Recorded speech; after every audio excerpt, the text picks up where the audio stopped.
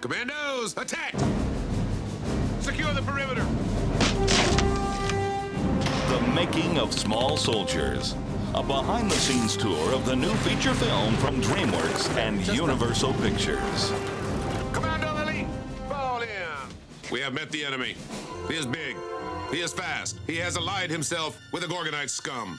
Small Soldiers stars Gregory Smith, who is featured in the hit movie Harriet the Spy. Now he plays Alan Abernathy, a boy caught in the crossfire. He's an intuitive actor, and he's good at looking at things that aren't there, which is important in a movie like this. You know, some of it's computer animated, so sometimes there won't be a puppet there at all. And then some of the time, it's a little puppet, and there's a bunch of guys off camera controlling it with a remote control. And I mean, between takes, hey, Archer, how's it going? You know, give you a high five, shake your hand, whatever. There will be no mercy. Kirsten Dunst, best known for her role in Interview with the Vampire, now plays Christy, the girl next door. You've done this before. Once or twice. And she's really a 15-year-old girl who is in no hurry to grow up, and is just, together they're just really charming, and they make it a lot of fun.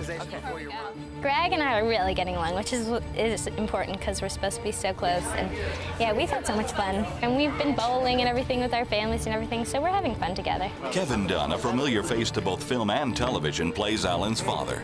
These little guys are kind of the stars of the movie, and you kind of lead from scene to scene to see what they're up to.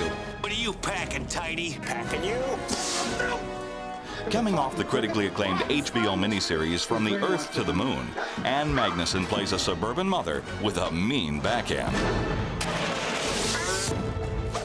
I have to say that this is probably the most fun I've ever had on any movie set.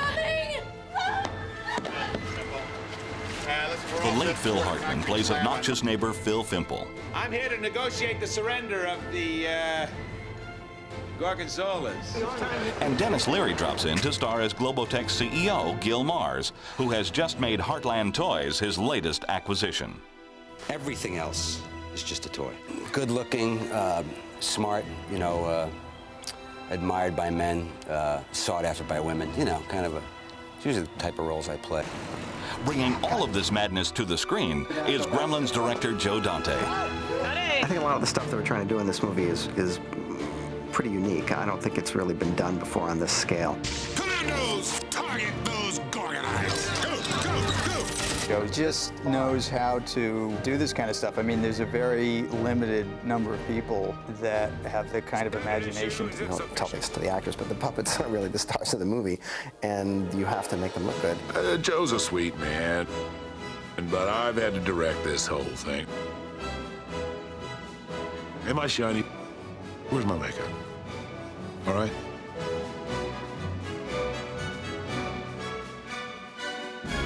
All right? Okay. All right. Joe brings a very calming attitude and creates a great atmosphere on the set. He's been through this type of movie. He's kind of a veteran. To create action figures with brains, the design and animatronics tasks went to multiple Oscar winner Stan Winston, who has created characters for scores of films, including Jurassic Park and Alien. We actually couldn't imagine having something more fun to deal with, considering the fact that every one of us, all of the artists and technical geniuses here that are involved in it, come from a background where what you love are monsters and toys and puppets, and that's where we come from. The process begins in story conferences with Stan Winston's Creature Group. What if they were just the... Then, artists complete detailed illustrations of the animatronic characters. Exact replicas of the action figures are sculpted, then cast in plastic. In the end, nearly 1 ton of urethane was used to make 237 figures. Well, the initial stage for us was going with the script, and then beyond the script and coming up with some really wonderful characters, the Gorgonites and the Commandos. Effects technicians design and install tiny motors to operate all of the moving parts. Puppeteers test the prototypes over and over again, further refining the designs until they appear lifelike. 23 on-set puppeteers were used to control the small soldiers, sometimes 5 puppeteers operating one character alone. The footage is then turned over to Academy Award-winning Industrial Light and Magic, where artists and technicians smooth out the live-action scenes and digitally animate all of the larger movements. These artists had to come in now and duplicate the world that we had created. Our hats are off to all of the guys at ILM because they've done a brilliant job. I'm pretty messed up, sir. You know, the details on those characters are pretty high, actually. I think Stan did his team did a great job on designing these characters. But certainly the challenge for us here is that visually, because we're cutting from our shots to puppet shots and back, they have to fit very closely. First, an animatic is created. It's simply storyboard drawings superimposed over the live action footage. The animatic gives the filmmakers an idea of how the basic action will look in real time. Then wireframes of the character actions are created. The wireframe shows filmmakers the basic three-dimensional movements but requires less computing power and time. Next, a rough 3D animation is rendered. A modeler adds the details of the character right down to the grenade pins. Once the action is revised and approved, the computer transforms the movements into detailed photorealistic pictures, which are then output to film.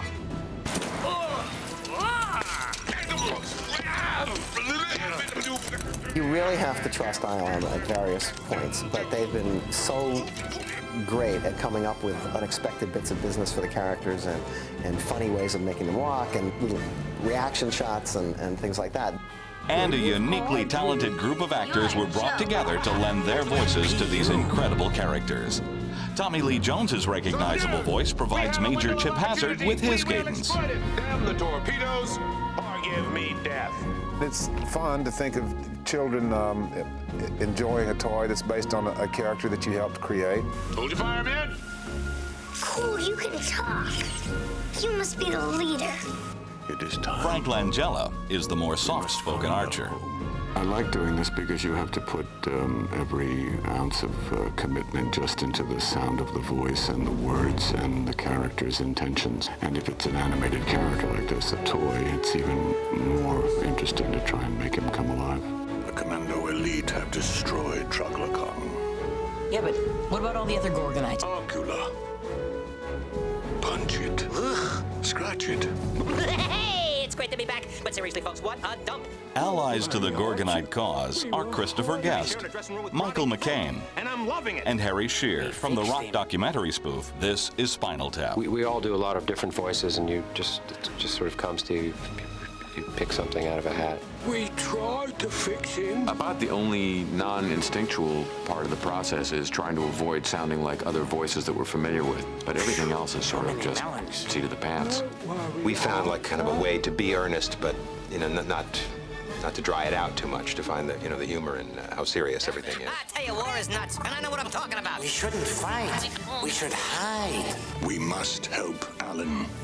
Enlisting as the Commandos are a group of veteran actors together for the first time since the classic war movie The Dirty Dozen. Ernest Borgnine, Jim Brown, George Kennedy, and Clint Walker. Joining them is Bruce Dern. Your position. Bombshells, sir. Fully posable. Those are reinforcements. I'm one of the people who gives the voices for Gwendy dolls. They're sort of like supermodel dolls. Hi there. I'll bet you're... Cannon Fodder Gwendy reporting for duty, sir. Oh, man, they shot you. Carry on, soldier. The task of bringing small soldiers to life was a collaborative effort with award-winning filmmakers, hundreds of artists and technicians, cutting-edge technology, a talented ensemble of actors, and one man at the helm. Audiences are going to love this movie. Women will love me, and men will want to be me. A lot of innuendos and gossip have been spread on the set about Chip. I don't want to be a part of that. It's bad karma. Sometimes when you have a big star like this, you have to realize what you're dealing with. He had his own little chair and everything like that. They treat him good, and he's the bad guy, too. He's a troublesome kind of guy, He's got his own agenda. Next door, his trailer, there's parties going on nonstop. When I saw Chip,